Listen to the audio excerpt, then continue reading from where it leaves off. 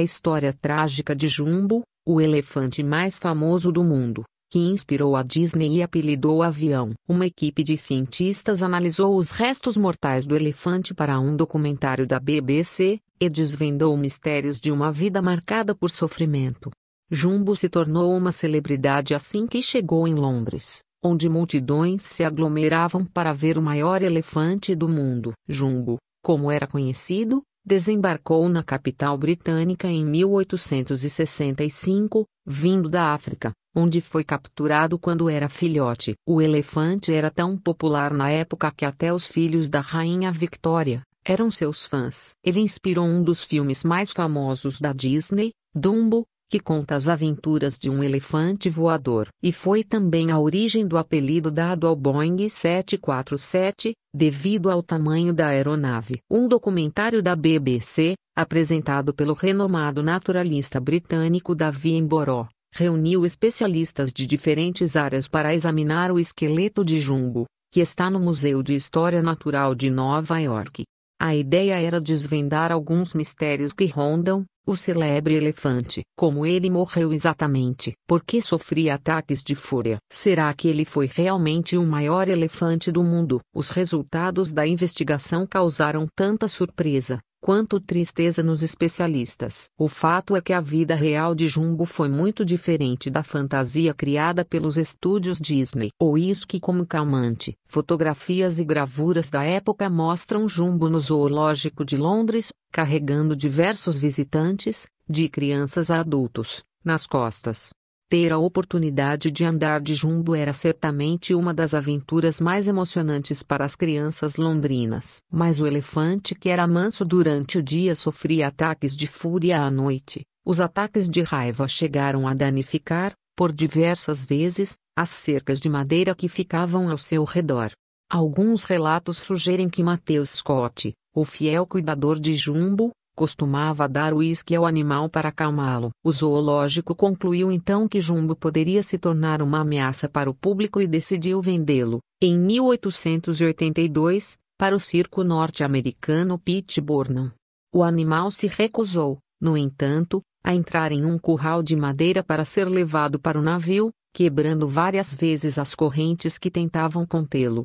E só concordou em embarcar quando os donos do circo aceitaram que Scott viajasse com ele. O cuidador conseguiu acalmá-lo. Centenas de pessoas foram até o porto se despedir de Jumbo, que 2 semanas depois desembarcaria na costa leste dos Estados Unidos. Em terras norte-americanas, o elefante continuou super popular, percorreu todo o país com o circo, chegando até o Canadá. Mas morreu ainda jovem, com apenas 24 anos, quando foi atropelado por um trem, em um acidente rodeado de mistério. Dores fortes. Attenborough e um grupo de cientistas começaram então a examinar o esqueleto de Jumbo. Os ataques da fúria noturnos eram tão violentos que o animal desesperado chegou a quebrar suas presas. E quando as presas começavam a crescer, o elefante as desgastava, esfregando-as contra as cercas. Uma das autoridades do zoológico, Abraham Oboli, atribui o comportamento noturno de Jumbo a um fenômeno conhecido como must,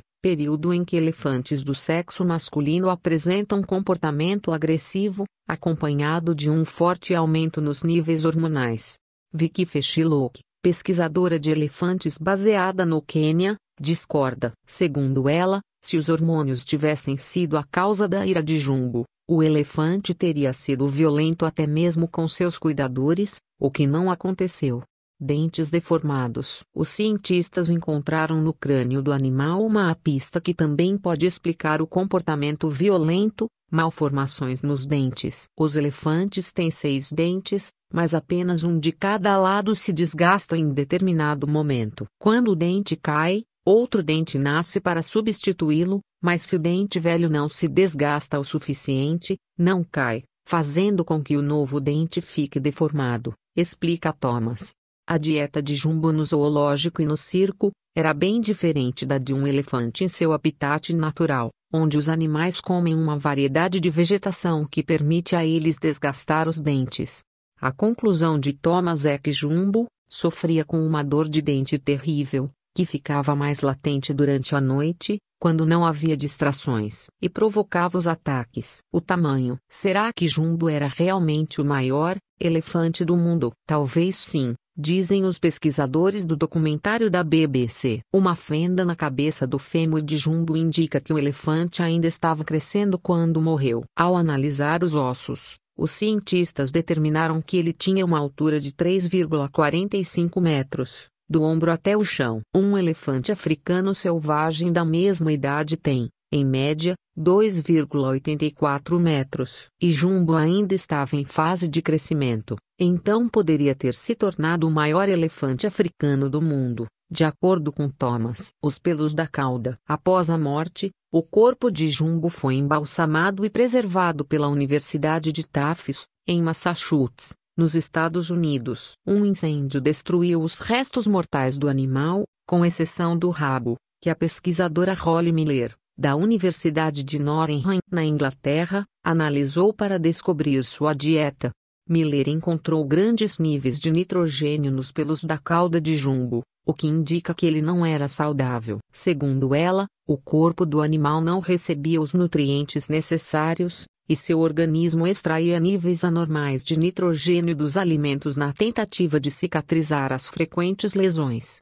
Morte misteriosa. A vida de Jumbo chegou ao fim quando ele e outro elefante menor embarcaram em um trem na cidade de Street, em Ontário, no Canadá. Jumbo ganhou uma estátua, na cidade, e o museu local é quase um memorial do elefante. Entre as muitas fotografias e gravuras do acervo, uma chamou a atenção de Imboró. A imagem mostra Jumbo morto após a colisão com o trem, e é possível observar marcas profundas em seu quadril. O dono do circo disse inicialmente que ele teria se jogado na frente do trem para proteger heroicamente o elefante menor. Mas as marcas indicam que, na realidade, o trem atropelou Jumbo por trás, quando o elefante estava sendo embarcado em um vagão. O esqueleto que está no Museu de História Natural de Nova York não apresenta fraturas, o que fez os cientistas concluírem que Jumbo morreu de hemorragia interna. Elefantes aposentados. A história de Jumbo tem contornos muito atuais. Imboró visitou um santuário no Tennessee, nos Estados Unidos, para elefantes de circo aposentados, e muitos animais que estão ali apresentam sintomas semelhantes aos de Jumbo.